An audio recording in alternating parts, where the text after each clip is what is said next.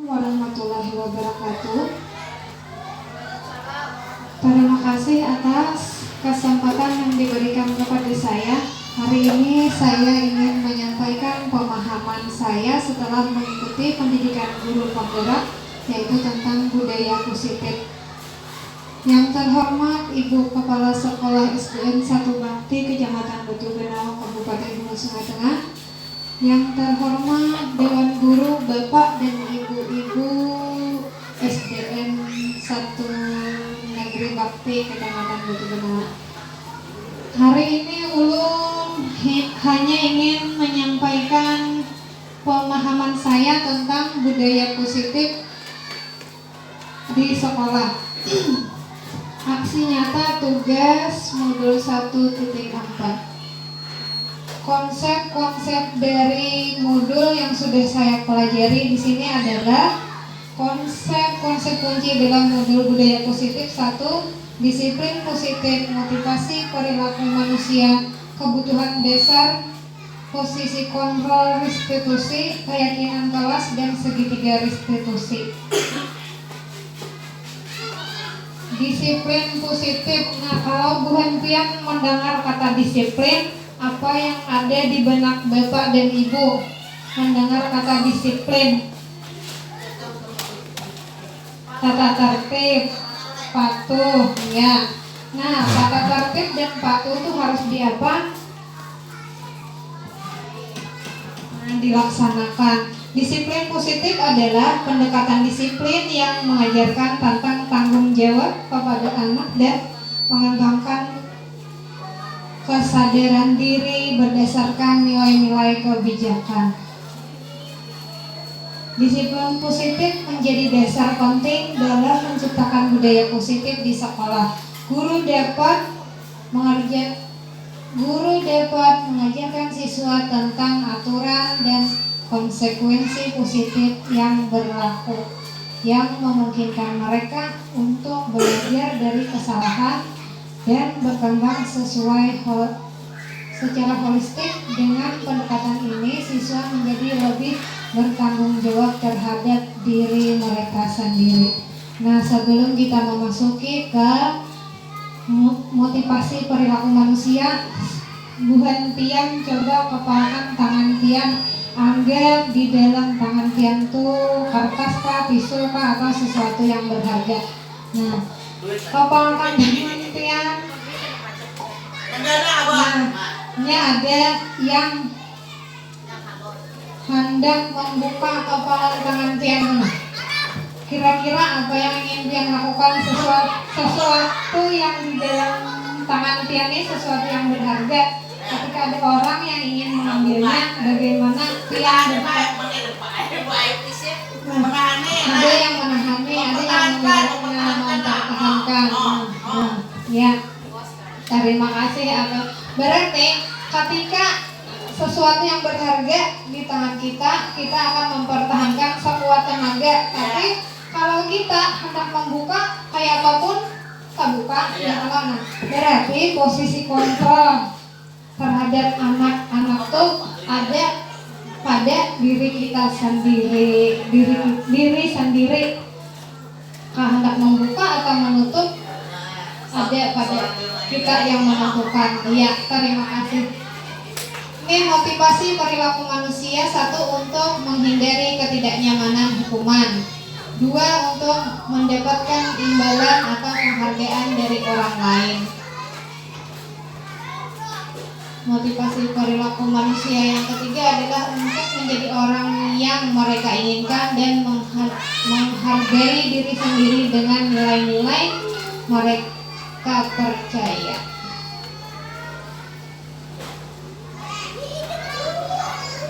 Motivasi perilaku manusia yang ketiga untuk menjadi orang yang mereka inginkan dan menghargai diri sendiri dengan nilai-nilai yang mereka percaya. Yang berikutnya, kebutuhan dasar manusia. Kebutuhan dasar manusia ada 5. Yang pertama, kebutuhan dasar untuk bertahan hidup. Yang kedua, kasih sayang dan rasa diterima. Yang ketiga, kebebasan. Yang keempat, kesenangan yang kalimat penguasaan. Nah, setiap manusia atau setiap makhluk hidup tuh pasti akan bertahan hidup untuk hidup selanjutnya kehidupannya ya. Posisi kontrol, nah kembali ke posisi kontrol ketika berhentian menggenggam sesuatu yang berharga tadi. Posisi kontrol seorang guru adalah penghukum, pembuat rasa bersalah, teman, pemantau, dan manajer. Menurut Pian, dari 5 posisi kontrol ini, yang mana yang paling tepat, yang paling bagus diterapkan untuk kita menyelesaikan masalah ada di sekolah kita atau di lingkup lebih kecil, yaitu di kelas kita masing-masing. Yang mana kira-kira menurut Bapak dan Ibu? Nah, Ibu panggil Ali.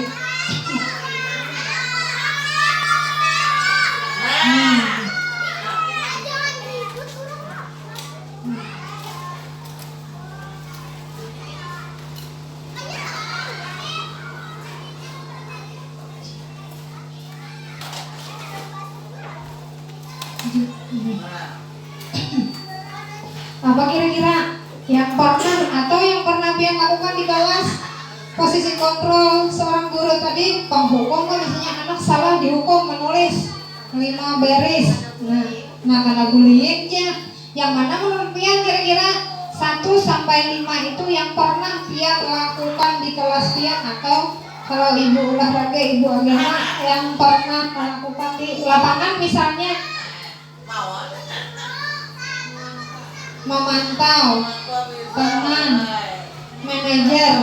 Nah, ketika saya mengikuti pendidikan guru penggerak, yang posisi kontrol yang paling bagus dan yang paling tepat kita kerjakan adalah di posisi manajer. Di posisi manajer, ada perusahaan saja yang punya manajer di kelas, kita adalah seorang manajernya. Nah tuh, posisi kontrol manajer, posisi kontrol seorang guru melakukan kerjasama dengan siswa, memberi mereka tanggung jawab atas perilaku mereka dan mendukung mereka dalam menentukan solusi atas masalah yang mereka hadapi. Itu contoh posisi manajer. Posisi manajer mengacu pada restitusi yang memungkinkan siswa menjadi manajer bagi diri mereka sendiri dan menciptakan identitas positif serta keberhasilan dalam diri mereka. Keyakinan kelas, nah ini pasti ada yang pernah melakukan keyakinan kelas atau kontrak belajar ya. Ulun melihat di kelas ulun ada kontrak belajar karena ulun hanya di kelas 6. Nah di kelas 3 ada juga aja sama posisinya antara keyakinan kelas dengan kontrak belajar. Nilai-nilai keselamatan atau kesehatan inilah yang disebut sebagai suatu keyakinan, yaitu nilai-nilai kebijakan universal yang disepakati secara tersirat dan tersurat lepas dari latar belakang satu negara, bangsa maupun agama. Nah, keyakinan kelas. Siapa yang maulah keyakinan kelas? Nah, semua warga kelas, guru dan anak-anak, keyakinan kelas itu harus didiskusikan. Apa kira-kira yang hendak dibuat sebagai keyakinan kelas? Ada lagi, lebih baik menggunakan kata keyakinan kelas daripada menggunakan aturan kelas. Aturan keyakinan kelas tadi dibuat dengan berdiskusi, memunculkan peraturan-peraturan yang perlu ditaati warga kelas. 2. Mengubah peraturan yang sudah dibuat dengan kalimat yang positif. Yang ketiga, menyaring peraturan yang sudah dibuat menjadi nilai kebajikan dan keyakinan kelas.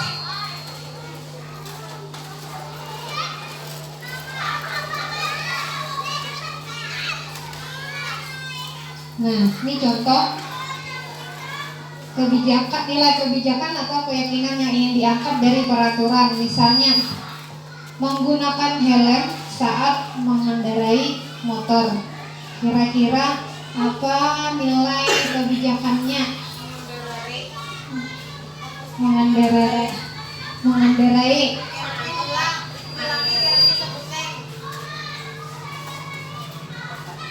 Yang kedua, membuang sampah pada tempatnya.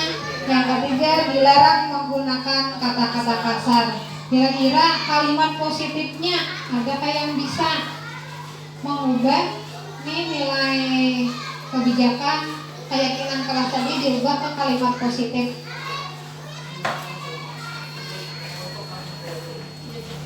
Menjaga keselamatan. Ya, kalau membuang sampah pada tempatnya, kebersihan, bila bersih akan indah sehat. Nah, dia menjaga kesehatan nih jawabannya.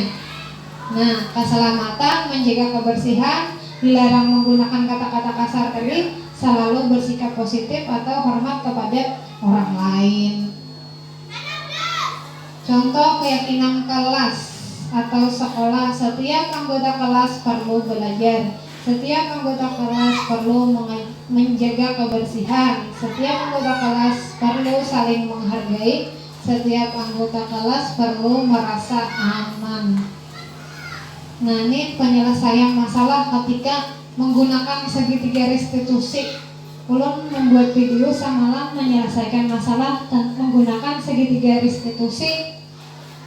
Sangat bagus digunakan karena tidak membuat anak merasa bersalah, tidak merasa disalahkannya atas perbuatan yang telah ia lakukan. Bila kita menyalahkan berarti kita sebagai penghukum untuk anak itu sendiri. Segitiga restitusi adalah konsep yang mendasar dalam menciptakan hubungan yang positif antara guru, siswa, dan komunitas sekolah.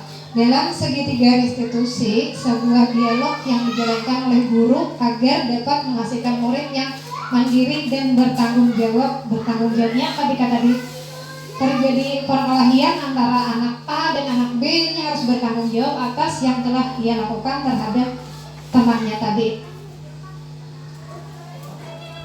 Segitiga restitusi ada 3 tahapannya, yaitu menstabilkan identitas, validasi data, validasi tindakan yang salah, dan menanyakan keyakinan kelas.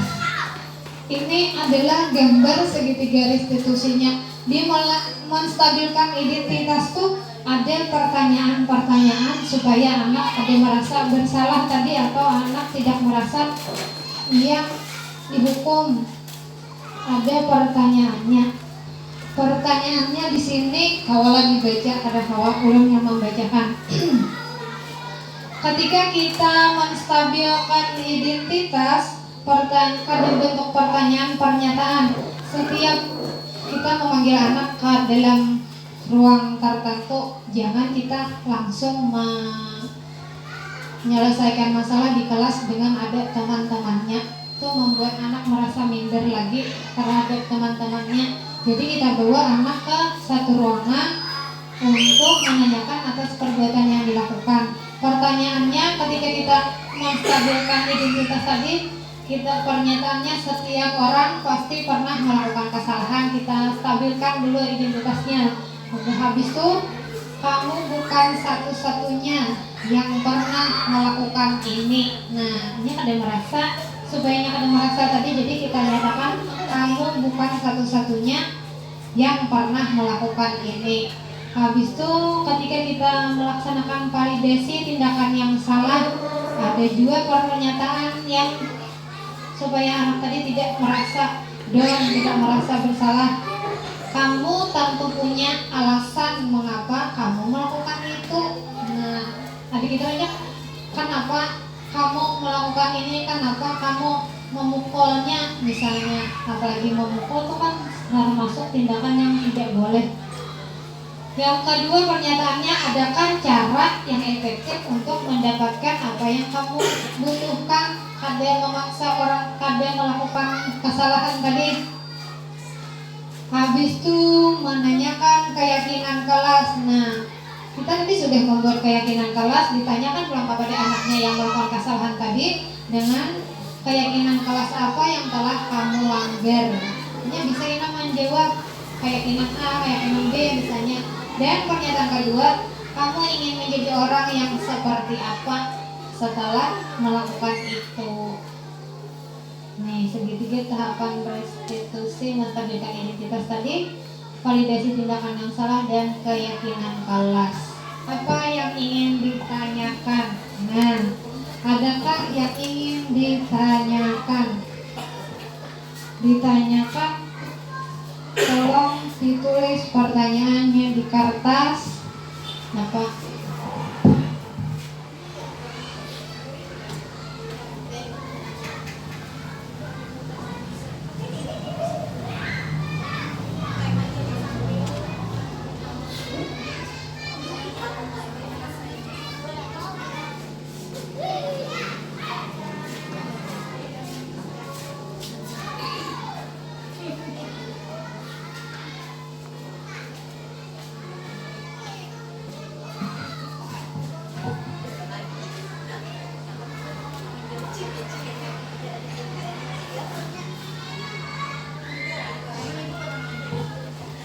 Ya, kepada ibu dan bapak yang sudah ulun beri kertas, silakan ditulis dan silakan kalau sudah ditulis ditanyakan kepada ulun.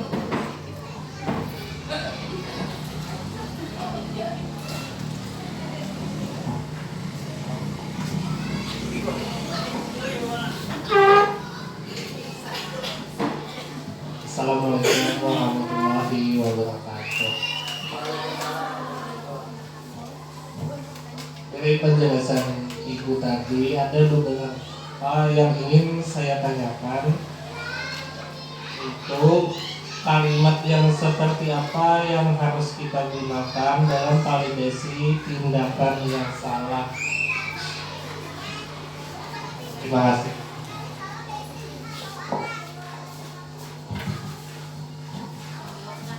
Langsung jawab nah. Kalimat seperti apa tadi yang digunakan ketika melaksanakan dalam validasi? Oh, dalam validasi tadi posisi segitiga restitusi tadi ada 3: validasi tindakan yang salah, menstabilkan identitas, dan menanyakan keyakinan. Ya, validasi tindakan yang salah tadi kalimatnya, kamu tentu punya alasan mengapa kamu melakukan itu. Dan apa ada cara yang lebih efektif untuk mendapatkan apa yang kamu inginkan tadi ketika terjadi masalah? Dan mungkin itu yang dapat saya jawabkan. Ada lagi yang bertanya?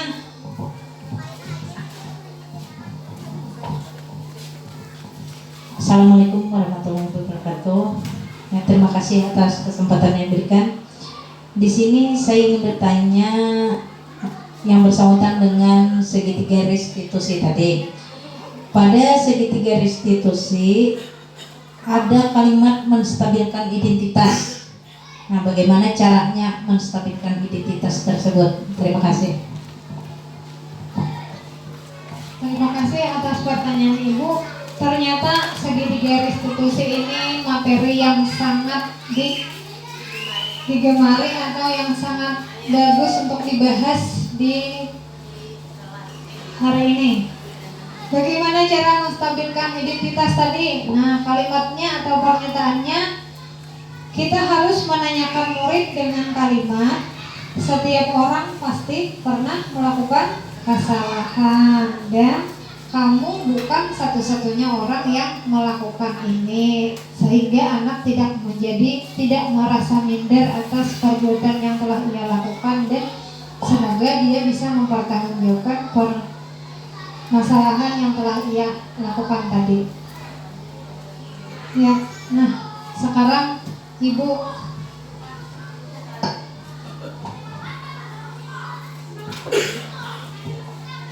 Assalamualaikum warahmatullahi wabarakatuh. Terima kasih atas waktu dan kesempatan yang diberikan. Yang ingin saya tanyakan adalah apa perbedaan peraturan dengan keyakinan di kelas? Tadi sudah juga kita perbedaan antara peraturan dan keyakinan kelas. Peraturan itu adalah yang harus dituruti dan dilaksanakan, apabila dilanggar akan mendapat sanksi atau hukuman. Kalau keyakinan kelas adalah sesuatu yang dibuat menggunakan kata-kata atau kalimat positif, dibuat oleh guru dan siswa di sekolah, baru disepakati, dan setelah disepakati keyakinan kelas tersebut dapat ditempel di ruang kelas, hendak di muka, hendak di belakang. Tadi sama di kelas 3 aja, tadi ada kayak kontrak belajar atau keyakinan kelas. Di kelas 6 ada juga ulun melihat kontrak belajar. Nah, dari keyakinan atau kontrak belajar tadi, anak-anak harus bisa mempertanggungjawabkan atas apa yang sudah disepakati di kelasnya.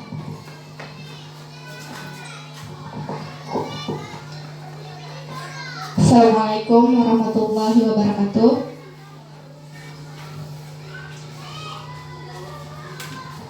Yang ingin saya tanyakan, bagaimana cara kita untuk menanyakan keyakinan terhadap peserta didik? Terima kasih. Ya, terima kasih atas pertanyaannya. Bagaimana cara menanyakan keyakinan tadi? Keyakinan apa yang telah disepakati di kelas tadi ketika anak sudah membuat pelanggaran tadi? Yang kedua, kamu ingin menjadi orang yang seperti apa setelah melakukannya tadi? Bagaimana Ibu Ros atas pertanyaan atas jawaban ulun? Nah, sekarang terakhir ada pertanyaan dari Ibu Ipit. Silahkan Ibu Ipit. Assalamualaikum warahmatullahi wabarakatuh. Yang saya ingin tanyakan tentang disiplin positif keyakinan kelas. Nah, di situ kan Ibu sudah memberikan contoh, tadi ada banyak contoh membuat keyakinan kelas. Yang saya tanyakan, adakah contoh satu keyakinan kelas yang berasal dari peraturan? Terima kasih. Ya, terima kasih atas pertanyaannya. Pertanyaannya adalah bagaimana contoh keyakinan kelas yang berasal dari peraturan, ya. Contohnya, kalau peraturan misalnya jangan membuang sampah sembarangan di kelas. Nah, itu termasuk peraturan. Dirubah tadi kalimat di peraturan menjadi kalimat positif. Nah, kan tadi kalau keyakinan kelas harus kalimatnya kalimat yang positif. Jadi dirubah menjadi kalimat yang positif. Jagalah kebersihan kelas ini. Nah, jadi anak-anak merasa tidak diatur ketika ada keyakinan kelas. Janganlah membuang sampah sembarangan di kelas. Nah, itu termasuk peraturan. Seperti mengintimidasi anak, jangan membuang sampah di kelas. Dirubah kalimatnya menjadi kalimat positif, yaitu jagalah kebersihan kelas ini. Nah, ada lagi yang ingin bertanya? Tidak ada ya Ibu, ya. Terima kasih atas pertanyaan yang sudah Bu Antian berikan kepada saya. Bagaimana atas jawaban yang telah saya sampaikan?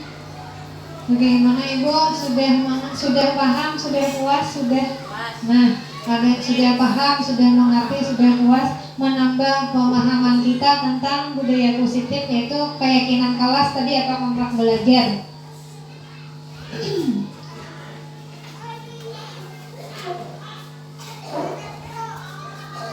Sekarang ulun minta pian merefleksikan kegiatan ulun hari ini. Refleksi kegiatan penyampaian, penyebaran pemahaman tentang budaya positif.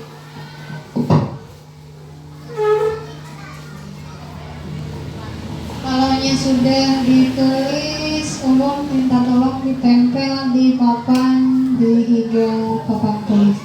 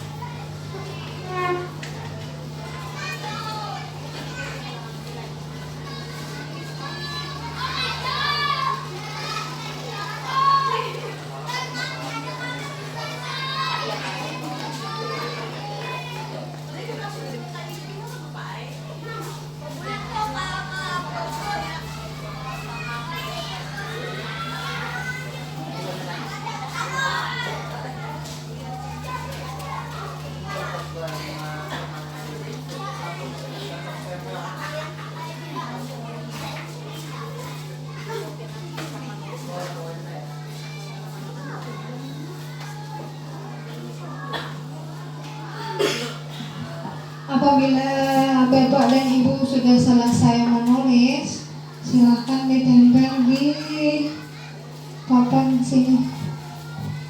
Bila kada kelihatan kameranya, kita tempel di sini aja nah. Papan refleksi.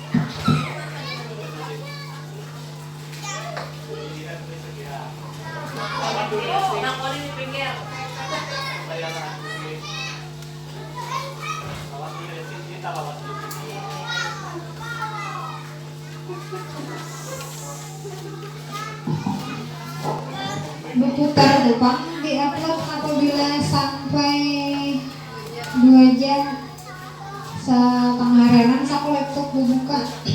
Nah, ulun bacakan refleksi kegiatan ulun hari tadi. Nah, menambah pengetahuan saya. Nah, ada yang menulis menambah pengetahuan saya. Alhamdulillah, ulun pun bertambah pengetahuan ketika melaksanakan penyebaran pemahaman ini. Yang kedua, PPT-nya menginspirasi saya. Nah, PPT-nya ulun pun belajar di Canva buat orang 2 jam, seorang 6 jam menyartuntung. Yang ketiga, teruslah berkolaborasi dan berinovasi. Nah, ulun kadang awal menggawi ini kalau kada berkolaborasi dengan Bapak dan Ibu, kadang awal menyampaikan pemahaman seorangan, kecuali di anda ke YouTube, tapi kan harus menyampaikan pemahamannya dengan Bapak Ibu yang ada di sekolah ini. Yang berikutnya, kegiatan yang luar biasa dapat menambah wawasan tentang disiplin positif. Nah, itu dari Ibu Ipit, alhamdulillah sudah bagus. Yang keempat, teruslah belajar agar memiliki pengetahuan yang luas. Nah, yang ampun Bapak, banyak nampun Bapak sangat bermanfaat untuk saya. Yang kedua, memotivasi saya untuk melakukan segitiga restitusi ketika ada permasalahan siswa. Untuk menyelesaikan masalah jika terjadi di kelas Bapak. Nah, tadi yang paling bagus dia ulun Pak. Paling bagus menyelesaikan masalah ketika anak berkelahi di kelas, menyelesaikannya dengan segitiga restitusi, yaitu 1. Menstabilkan identitas, 2. Validasi tindakan yang salah, dan yang ketiga menanyakan keyakinan kelas apa yang sudah ia langgar. Nah, mungkin itu saja yang dapat saya sampaikan. Terima kasih atas kesempatan yang diberikan kepada saya. Wabillahi taufiq wal hidayah. Wassalamualaikum warahmatullahi wabarakatuh.